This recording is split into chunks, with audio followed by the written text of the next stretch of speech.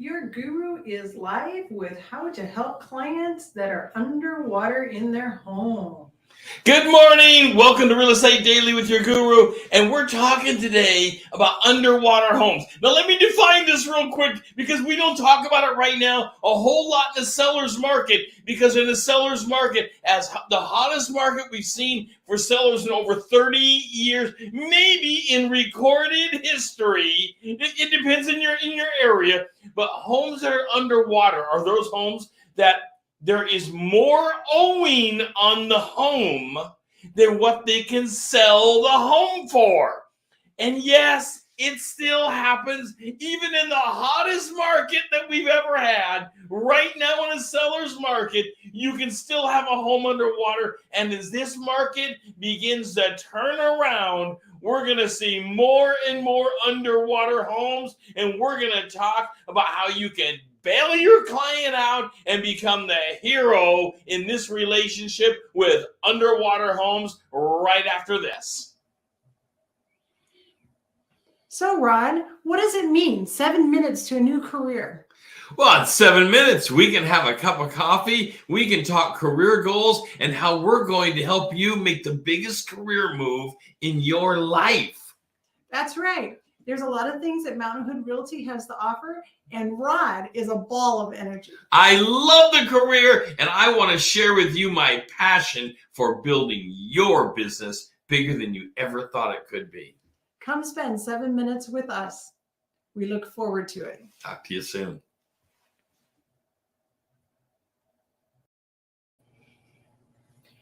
So your guru is back, and he's talking about helping underwater clients. And the first thing is keeping things positive. Wow, it's so difficult to keep things positive when the home is underwater. Now, there's two ways to be underwater. There's the classic way, which is your home. You owe more on your home than the value of the home actually is. So, for example, you owe $450,000 on a home, but the home is only valued and can only have a market sale of about $425 or $400, something less. That's underwater. Now, there's another way to be underwater, and that is the monthly payment itself is so high that the homeowner can't do it. And maybe there's been changes, there's been all kinds of problems. We're going to take that apart. So the first thing you got to remember is you've got to keep things positive. This is a stressful time. You're probably swooping in at a point in time that the client is already overwhelmingly stressed. This isn't their first go around on this. They've been talking about this for months. Maybe they've been talking about it for 2 or 3 years. Who knows? But you've got to keep things positive and show them that there are possible options of where they can take this, the relationship with you and their home and what's going on with the underwater problem. All right, let's take a second here. Let's sip our coffee. Gives you a moment to hit that like button. Please hit the like button this morning. I love it when you do. Send me a comment. Hit the subscribe button. Open up the Guru members only events. And I'm going to sip my coffee. Okay. How can you help the client? In an underwater situation, how can you help the client? Well, there are actual ways you can help the client. First thing is you can do research. This is what you're licensed in doing, is a comparative market analysis. Is the home actually underwater? Is it actually undervalued?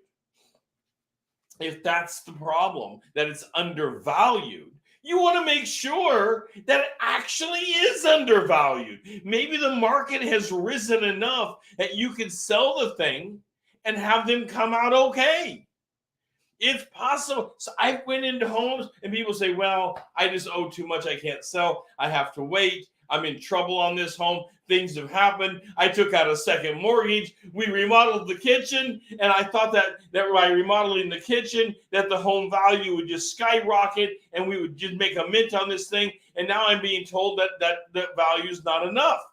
Well, you need to run a fresh market analysis, a comparative market analysis, so you can be certain where the home is. I mean, we are in the hottest market we've had possibly in recorded history, certainly in over 30 years.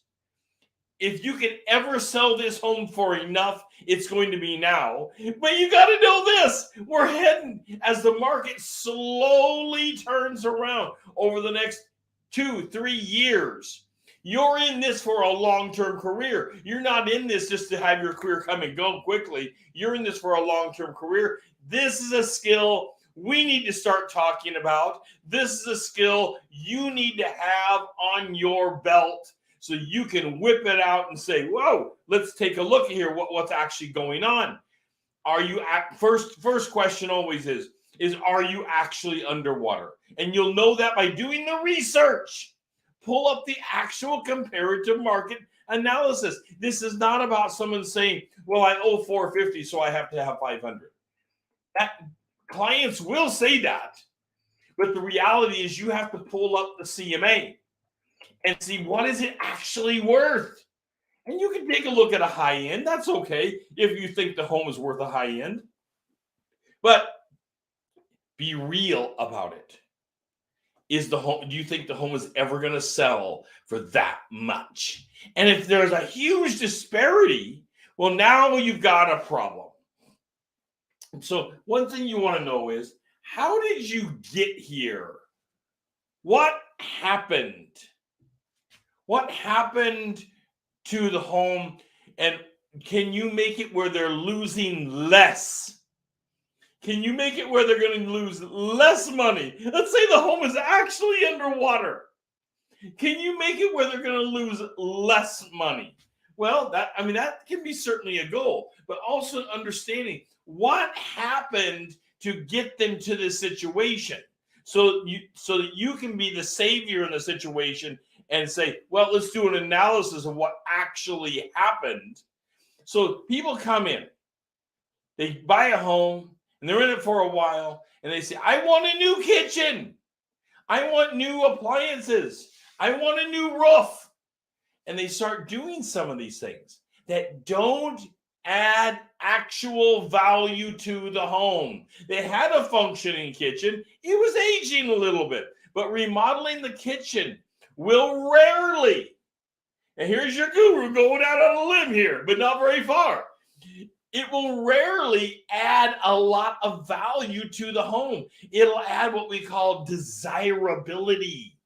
And desirability does not actually go to literal value. It just means that more people will come in your home and say, wow, that is really cool. I like that. I like those built-in appliances. I like the cabinetry you put in. Well, would you be willing to pay an extra $40,000 for this? Well, no, I wouldn't pay an extra $40,000 for it, but I think it's a cool thing. Well, cool is kind of that desire thing where people say, wow, I really like it. And they may choose your house over another one, but they're not going to pay more for it. And if you took out a $50,000 loan to remodel your kitchen, now bear with me here, stick with me. This is tough because I'll tell you, a $50,000 loan to remodel a kitchen is not a lot nowadays. Remodeling the kitchen can be north of that substantially, depending on your kitchen and what you're putting into it and what you're replacing. Kitchens are expensive, and it's something that people have a lot of love because they spend a lot of time in it. But that doesn't mean someone else is going to come in and say, oh, well, you have granite countertops now instead of Formica. Are they going to pay a lot more for the granite? They may pay something more for it, but mostly it's going to be they're going to like it. And liking does not always go over towards love of payment. Converse this change this out. Converse this over with. You added square footage to the home with another bathroom. You had one bathroom, now you have two bathrooms, and you didn't just convert something in the home to it, you actually added onto the home, you permitted it, and it's legal. This usually adds actual value to the home. You have more square footage. You have another asset in the home. You added a bedroom maybe. These kind of things actually add value to the home. Anyway, let's not go down that path very far. Let me get another sip of coffee.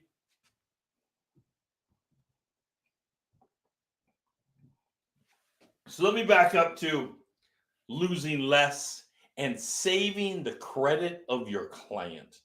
Is it possible to save the credit of your client when the home is underwater?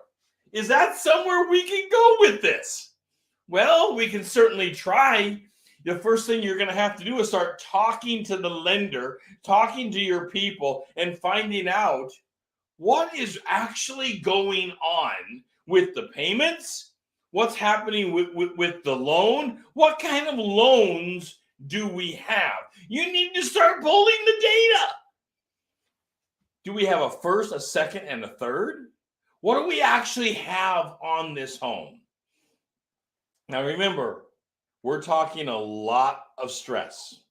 We're talking a lot of stress, and you're trying to reduce stress. So don't be critical that people have, 3 loans on their home. They have a first, they have a second, they have a third. It does happen. I've even seen people with a fourth. It happens. But you're trying to reduce stress. You're not trying to swoop in and saying, you are a fool for doing this. That's not going to gain you a client, because remember, this client can be buying things in the future, and this client knows people.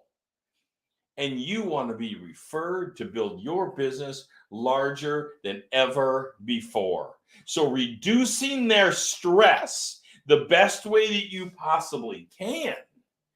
This is how you're going to help win the game. So asking the right questions. This is difficult because this is where you want to sit down and you want to tell people, look, nobody's demonizing anybody. You may even want to tell them a story of other clients or things that you went through personally in your life, so you can break down the barriers so they're not feeling so much like that they're the one out there on the limb. Break down the barriers and allow them to express what's happening. Ask the right questions about what happened in the home and what's going on. Because right now, remember, we're in a seller's market. If they can't sell it for enough right now, well, they're going to be stuck with this for quite a while, because we're in a hot market that everything's being bid up. Well, nearly everything's being bid up.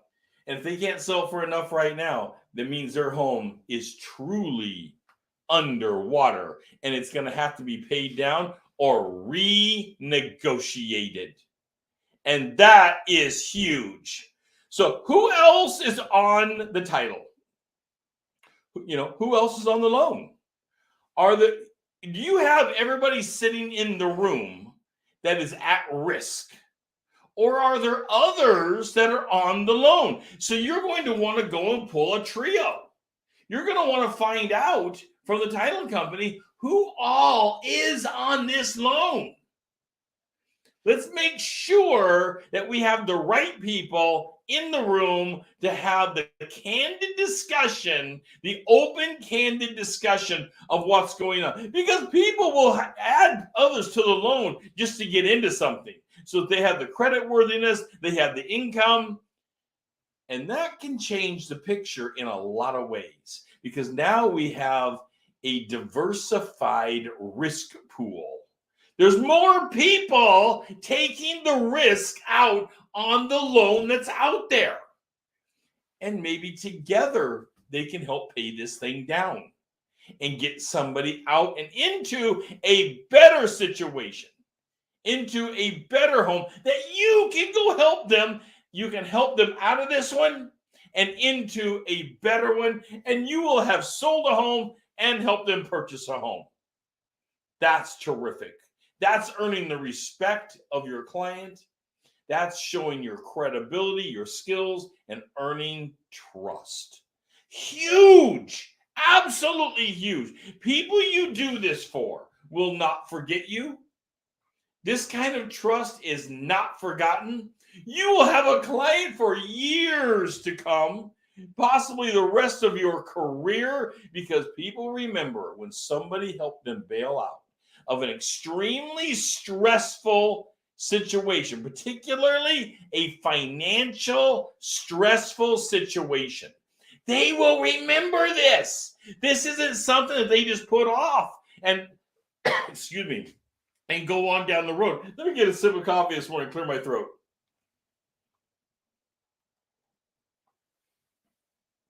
All right.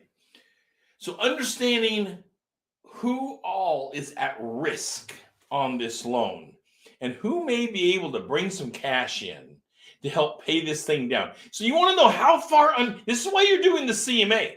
How far underwater is the home? How far off are we? Can the home be refinanced and give a lower payment? If it's a payment problem, can it simply be refinanced so people can wait it out longer? If it's not truly underwater, as far as the value, you very well may be able to get them over to a lender to refinance. Remember, you're building relationships. And you might say, well, I don't get any money by a refinance. You are building a relationship that's going to give you money in the future, and you're in this business to help people. That's what we do. We help people. We are professionals. We understand the industry. You may need to run CMAs to help the situation of a refi. I understand you're not getting money for this probably. You're fighting for a client for the future. And that's what you want to be doing in these situations. And of course, their friends, the referrals, you're going to be talked about in such a positive way. You're going to want to get statements that you can post because they're going to love you for this. Okay. So what was the cause? You want to take a look at the cause of the distressment? What is the cause of the depth of where this property has dipped into? Maybe the property itself needs some severe remodel. Maybe it needs a repair that is causing the property to be down so far. Can you roll that into a sale and have somebody else care for it? Can you, sell it with a repair addendum? Sell it with something that allows them to do like a 403B, I believe it is, product that allows them to repair the home. Maybe it's a roof, and the roof now is in such bad repair, it's put the home underwater. You can have individual situations that put the home into great distress. You can have a foundation in one corner that now is crumbling because of many conditions that come about. Maybe you need to have a company like Terra Firma come in and give you a bid as to what is it going to take to shore this up. Or a foundation expert come in and find out what is it going to take to repair this so that the distressed part of the home is taken care of, and now maybe the home is shored up and not underwater. People don't like to buy homes that have severe functional problems like foundations and roofs because the lender themselves do not want to lend to them. I'm trying to build your business larger than ever before.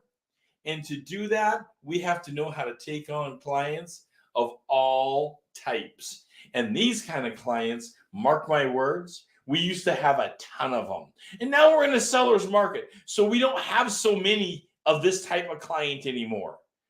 But they're coming back. One moment while I get another sip of coffee. There are many things that can actually cause a problem with the home, particularly if it's making the payment. And it's not the actual value of the home. But mind you, these are both significant underwater problems. So divorce, Divorce can have a separation of income, and all of a sudden the person cannot afford to stay in the home long enough to have a sale that will result in them profiting on the home, even though maybe they won the home on a divorce, but now they don't have the income to keep up with it to withstand it. Maybe there was a death in the family. That's absolutely a possibility, a death in the family. There can be many other aspects, like the person has lost a job. I know right now, with jobs everywhere, companies begging us to come to work, it can still happen where the person is in between employments. They don't have their perfect job again, and they're in between, and now it's caused a distress for them. Just because you have a person that is going from this job to this job doesn't mean they're not financeable to go to another home. This is a common misunderstanding.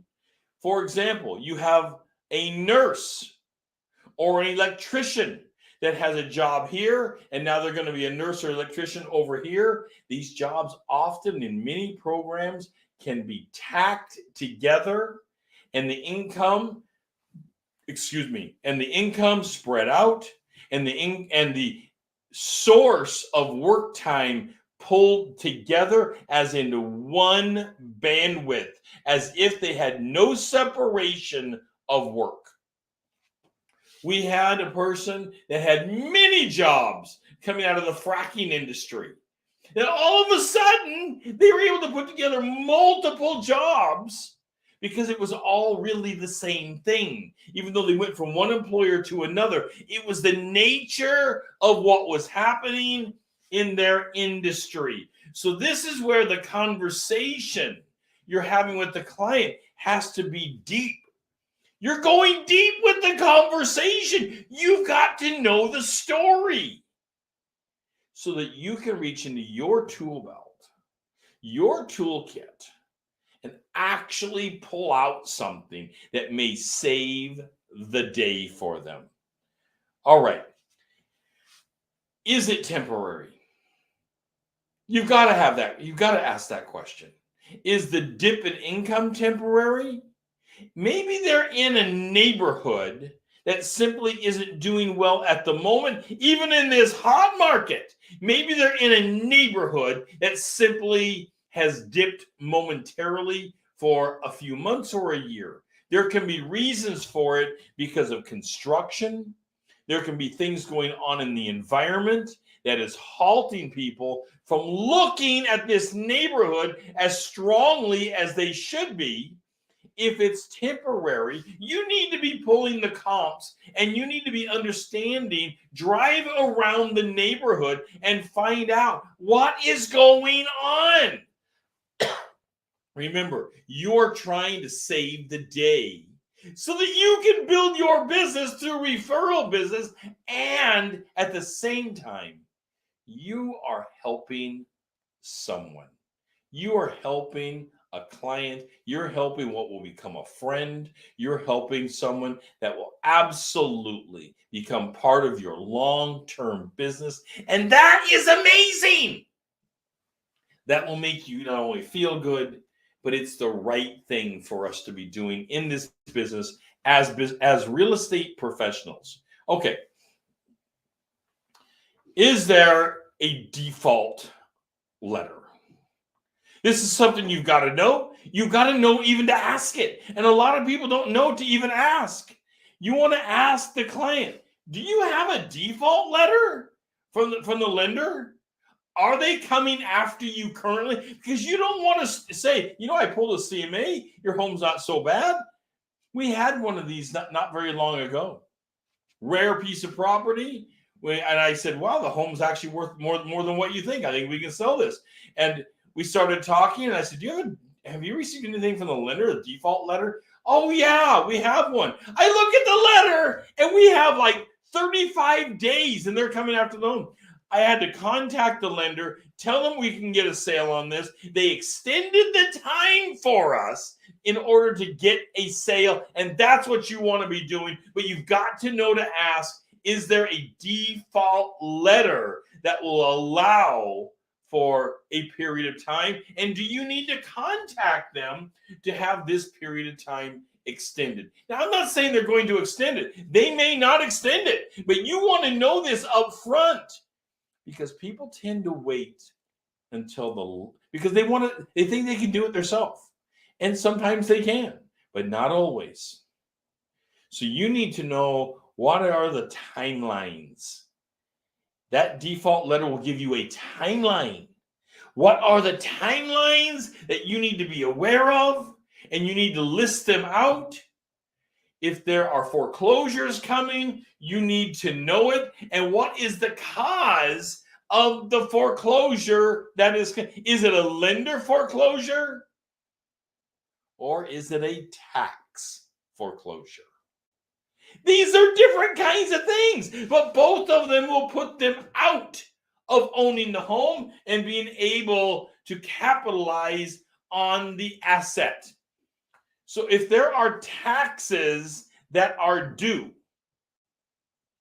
often you can go out to about 3 years without paying your taxes. I know it's a long time. Depending on your state and what's going on, you have to know your state rules, what's happening. Sometimes you just need to stay ahead of it and keep it out of tax default. You may need to call for your owners and say, look, I'm representing these people. What do we need to do to keep this out of tax default? They're keeping up with their payments. Not all payments are pity. Principal, interest, taxes, and insurance. Not all lenders take care of the taxes for you. It's common nowadays to have the whole pity thing, where you make your one payment and it includes the principal and the interest, and I guarantee you it'll be principal and interest if it's anything, because they're going to take their interest for sure. Taxes and insurance are different. Not every lender takes the taxes and insurance. In fact, you can negotiate with your lender to take care of the taxes yourself, particularly if you walked in paying a bunch down for the property initially. That doesn't mean you didn't take out other loans on the property, but initially, maybe you paid enough down and they said, oh, you can take care of the taxes yourself and the insurance yourself. And now they haven't been paying their taxes. And they're finding themselves in a tax default. Well, you need to find out the dates that will keep that home safe and allowable for sale. Now, the taxes will have to be caught up. Ultimately, you got to catch up on taxes. But if you want to keep the home for sale, you're going to have to find out where to go and what the timeline is for those taxes. All right, so making a plan is your final thing.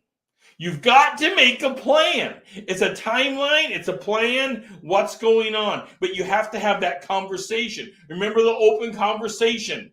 You have to have the conversation about, is there a default letter? Is there default taxes? What is the problem with home? What got us here? Are there other loans on this property? Is it an income problem? Are there other owners that can take part of the risk of the property? This is a serious conversation that will gain the trust of your client, because it's going to showcase that you understand the business and you know what's going on, and you can help save the underwater homeowner, and you can help save them and make them money in the future and eventually put them into another home.